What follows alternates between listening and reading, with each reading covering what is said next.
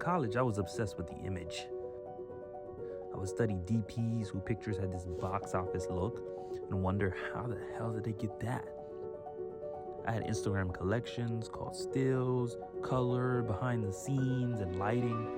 I thought that if I could emulate those shots, then I could just work on the projects that they worked on or shoot my own movie. So that's what I did.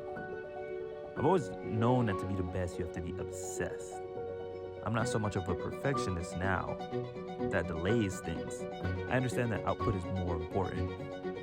So this is just a collection of things that I've shot and edited. Stills meant for the person like me in college, in an apartment or a dorm room that's obsessed with the image.